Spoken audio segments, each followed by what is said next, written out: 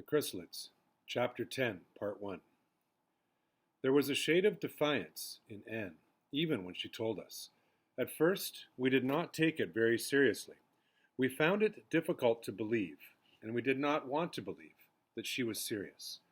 For one thing, the man was Alan Irvin, the same Alan I had fought on the bank of the stream, and who had informed on Sophie. Anne's parents ran a good farm, not a great deal smaller than Waughnock itself, and Alan was the blacksmith's son. His prospects were those of becoming the blacksmith himself in turn.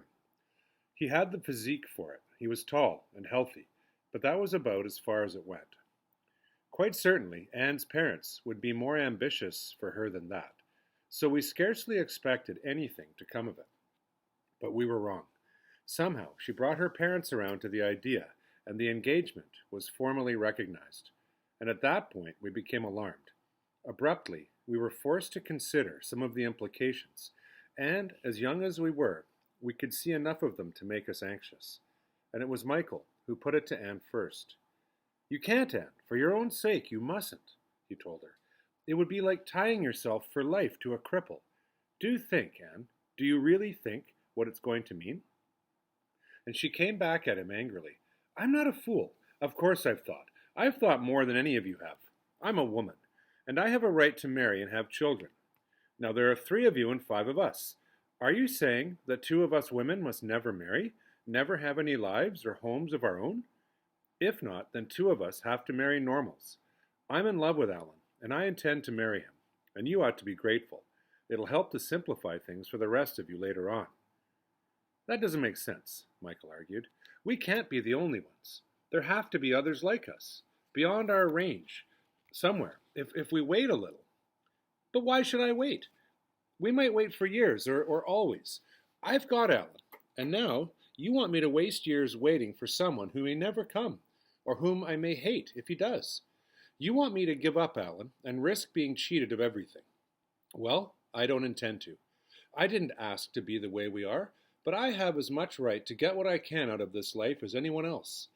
It isn't going to be easy, but do you think I would find it easier going on like this year after year? It can't be easy for any of us, but it isn't going to get any better if 2 of us have to give up all hope of love and affection. 3 of us will marry 3 of you. What's going to happen to the other 2 then? The 2 on the outside. They won't be in any group. Do you mean they ought to be cheated out of everything? It's you who haven't thought, Michael, or any of you. I know what I intend to do. The rest of you don't know what you intend to do because none of you are in love, except for David and Rosalind. And so none of you have ever faced this." And that was partially true as far as it went. But if we had not faced all those problems before they arose, we were well aware of those that were constantly with us. And of those, the main worry was the need of dissembling, of leading all the time a suffocating half-life with our families. And one of the things that we looked forward to most was relief someday from that burden. And though we had few positive ideas how we could achieve that, we could all realize that marriage to a norm would become intolerable in a very short while. Our position in our present homes was bad enough. To have to go on living intimately with someone who had no thought shapes would be impossible. For one thing, any of us would still have more in common with the rest of the group and be closer to them than to the normal that he or she had married.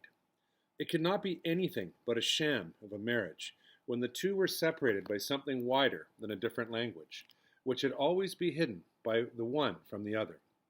It would be misery, perpetual lack of confidence and insecurity. There would be the prospect of a lifetime guarding against mistakes, and we knew well enough already that occasional slips were inevitable. Other people seem so dim, so half-perceived, compared with those whom one knows through their thoughts. And I don't suppose normals, who can never share their thoughts, can understand how much we are a part of one another. What comprehension can they have of thinking together, so that 2 minds are able to do what one could not? And we don't have to flounder looking for the shortcomings of words. It is difficult for us to lie or pretend a thought even if we want to. On the other hand, it is almost impossible for us to misunderstand one another. What then could there be for any of us tied closely to a half-dumb normal person who can never at best make more than a clever guess at anyone else's feelings or thoughts? Nothing but prolonged unhappiness and frustration, with, sooner or later, a fatal slip, or else an accumulation of small slips gradually growing into suspicion. Anne had seen this just as well as the rest of us, but now she pretended to ignore it. She began to defy her difference by refusing to respond to us, though whether she shut her mind off altogether or continued to listen without taking part, we could not tell. We suspected the former as being more in her character, but, being unsure, we were not even able to discuss amongst ourselves what course, if any, we ought to take. Possibly there was no active course. I myself could think of none. Rosalind, too, was at a loss. Rosalind had grown into a tall, slim young woman now. She was handsome, with a face that you could not help watching. She was attractive, too, in the way that she moved and carried herself. And several of the younger men around Wauchnock had felt the same attraction and gravitated towards her. She was civil to them, but no more than that. She was competent, decisive, self-reliant. Perhaps she even intimidated them, for before long they would drift their attentions elsewhere. She would not allow herself to be entangled with any of them. And very likely it was for that reason that she was more shocked than any of us by what Anne now proposed to do. We used to meet, her and I, discreetly, and not dangerously often. No one but the others in our group, I think, ever suspected of anything between us. We had to meet in unhappy, snatched ways whenever we did, wondering miserably whether there would ever be a time when we would not have to hide our true selves. And somehow, this business of Anne made us feel more wretched still. Marriage to a Norm, even the kindest and best of them all, was unthinkable for both of us. And of course, the only other person I could turn to for advice was Uncle Axel. And he knew, as did everyone else, about the forthcoming marriage, but it was a surprise to him that Anne was one of us, and he received this thoughtfully. After he had turned this fact over in his mind, he shook his head. "No, it won't do, Davy. You're right there. I've been seeing these last 5 or 6 years just how that wouldn't do, but I've just been hoping that maybe it would never come to this. I reckon you're all up against a wall, or you'd not be telling me now, would you?" And I nodded. "She wouldn't listen to us," I told him. "And now she's gone even further. She won't respond to us at all. She says that's over. She never wanted to be different in the first place, and now she wants to be as like them as she can. This was the first real argument we've ever had. And she ended up telling us that she hated all of us and the very idea of us. At least, that's what she tried to tell us, but it's not actually that.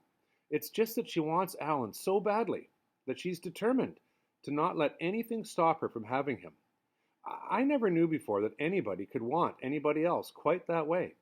She's so fierce and blind about it that she simply doesn't care what might happen. I don't see what we can do." "You don't think that perhaps she can make herself live like a normal, cut out everyone else altogether? Would that be too difficult?" Uncle Axel asked. "Well, we've thought about that, of course," I told him. "She can refuse to respond. She's doing that now. I guess like somebody refusing to talk, but to go on with that, I mean, it's like taking a vow of silence for the rest of your life. I mean, she can't make herself forget and become normal. We can't believe it's possible. Michael told her it would be like pretending to have one arm because the person you want to marry only has one arm. It just wouldn't be any good, and you wouldn't be able to keep it up either." And Uncle Axel pondered on this for a bit. "You're convinced she's crazy about this Alan, quite beyond reason, I mean?" he asked. "She's not like herself at all. She doesn't even think properly anymore," I told him. "And before she stopped responding, her thought shapes were all strange with it." Uncle Axel shook his head disapprovingly. "Women like to think they're in love when they want to get married. They feel it's justification to help their self-respect," he observed. "There's no harm in it. Most of them are going to need all the illusions they can anyway. But a woman who is in love, that's a different story. She now lives in a world where all her old perspectives and points of view have altered. She's blinded, single-purposed, undependable in all other matters. She will sacrifice anything, including herself, to this one loyalty. And for her, it's logical. For everyone else, it looks not quite sane. Socially, it's dangerous. And when there is also a feeling of guilt to be overcome, it is certainly quite dangerous for someone. And he stopped and reflected in silence a while, and then added, "It's too dangerous, Davy.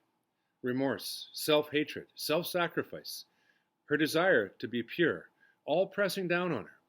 The sense of burden, her need for help, for someone to share this burden. Sooner or later, I'm afraid, Davy, sooner or later." And I thought so too. "But what can we do?" I repeated miserably. He turned his steady, serious eyes on me. "How much are you justified in doing? One of you is now set on a course which is going to endanger the lives of all 8 of you. Not altogether knowingly, perhaps, but none the less seriously for all of that. Even if she does intend to be loyal to you, she is deliberately risking you all for her own ends. Just a few words in her sleep would be enough. Does she have the moral right to be a constant threat, hanging over 7 heads just because she wants to live with this man?" I hesitated. "Well, if you put it like that," I began.